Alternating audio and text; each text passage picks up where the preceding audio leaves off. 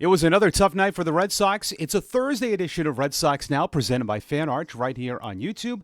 I'm your host, Mike Antonellis, one of the radio and TV broadcasters for the Worcester Red Sox. They're right now on a 2-week road trip. I don't travel with the club. I just work home games, but still keep tabs on that. Make sure to follow me on all of my social media channels at The Radio Mike, and we want you to subscribe, like, and comment on the channel, and I will tell you why.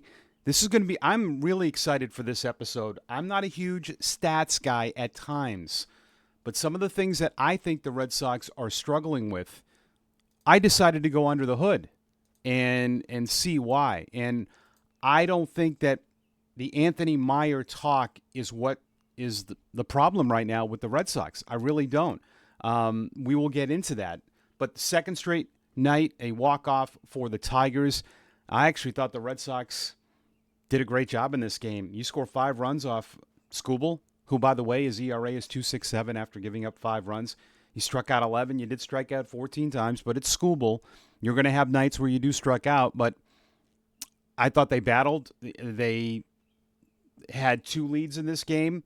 They scored 3 runs in the 7th.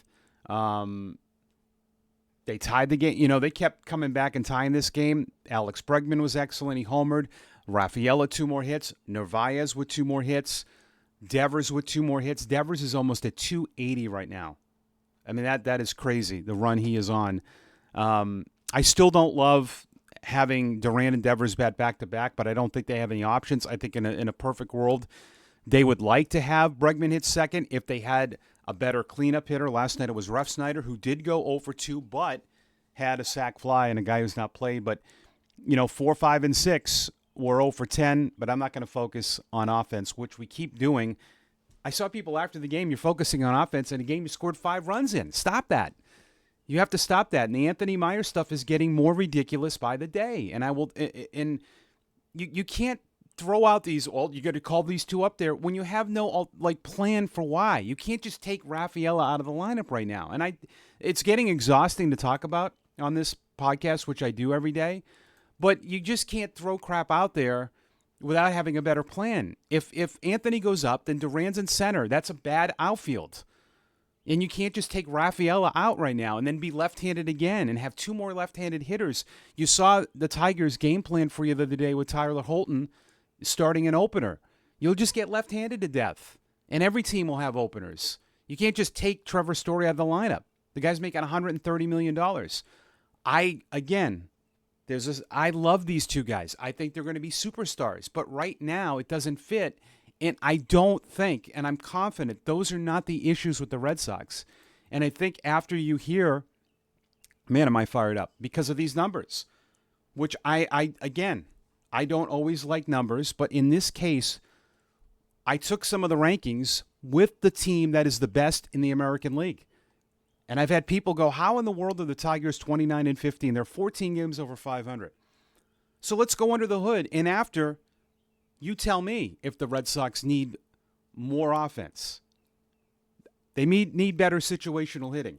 I don't know how that's going to get better. The Red Sox are 6th in Major League Baseball in runs scored. 6th. 3rd in the American League. But they lead the league in strikeouts.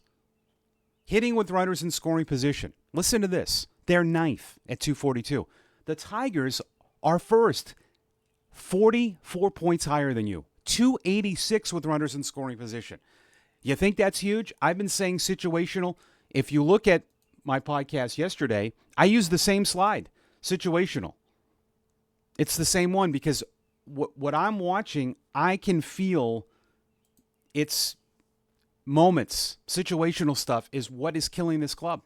Hitting with runners in scoring position, 2 outs. This is a tough one because it's hard to have good averages.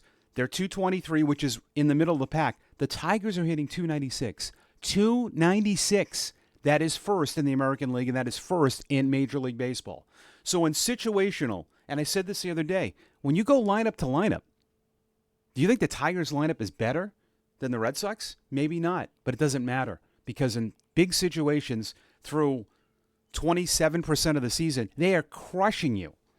Pitching, let's get to this now. Scoring position, the Tigers, batting average. This is, to me, solves everything about this club. 199 You guessed it. That is first in the American League in average against. They are holding opponents to a 199 batting average. The Red Sox, this is insane. 273 with runners in scoring position. That is 13th in the American League. You want to hear more crazy? Scoring position with 2 outs. The Tigers, 196. That's third in Major League Baseball. The Red Sox are at 265. Think about that. With runners in scoring position and 2 outs, their pitchers are giving up, that's 69 points worse than the Tigers. That's 13th in the American League. You are glaringly horrible in situational baseball, which we don't hear a lot about, but it's Anthony and Meyer. It's not going to matter, guys, if you can't fix that. And I will go more on the pitching. The hitting you can live with, because what the Tigers are doing with runners in scoring position is bonkers in the hitting. But with the pitching, that's got to change. And that is a glaring bad number. They have lost 8 of 23 games when they've scored 4+ runs. That's a lot. That's a lot. That's over 33% of their games. 4+ runs for championship teams is enough. I've looked at the data. The good teams right now are not losing games when they score. If you have to score 5 runs per game, you have no chance. They're 22 and 23 for pretty much that. And if you don't buy into that and don't think that means a lot, I don't know what to tell you. But those pitching numbers, I don't think I've ever seen anything. But I was curious, the difference between the Tigers and the Red Sox, and that is crazy, insanely different. Another thing, the Tigers are near the top of the league, and guess what? Defense, you are dead last. Last in defense, lead the league in strikeouts, the scoring position with pitching. I can take the defense and the strikeouts, but the pitching in big spots, which you've seen, a lot of home runs allowed by their bullpen, a lot of home runs in key spots. That has to get cleaned up. How do they do that? Personnel are being better. But you know, that's we all had the answers to those questions. But by those numbers, because I'm telling you, those are glaringly bad. And most of the teams that are near the bottom in scoring position with pitching are some of the worst teams in baseball. For you to be right around 500 is actually remarkable. So is this guy. I mean, he's absolutely the MVP to this point. 3 more hits. Him and Skubal were having a couple of smiles for each other because he kept ambushing him early. I just love the approach. He's a baseball player. These are the kind of guys you want. You know, he took advice from the hitting coaches, which was fantastic. But this is really an amazing one. It's going to go down as, I think, one of the best signings the Red Sox have had in recent years, because it seemed like the guys that they paid a premium for have kind of underperformed. This is a guy you paid a lot of money for, overpaid probably, but it's been worth it. I don't care about some of the errors he's made. This guy's incredible. He makes incredible plays. And how about this kind of narrative? Like, let's see, about 20-something days. I mean, Carlos Narvaez, he could possibly get Rookie of the Year votes. This guy has been on fire. He is hitting .381 since April 27th. Rafael is hitting .333 this month. The two of them. 4 for 7 last night with an RBI. Sogard had another hit. But another guy that they plucked from the Yankees.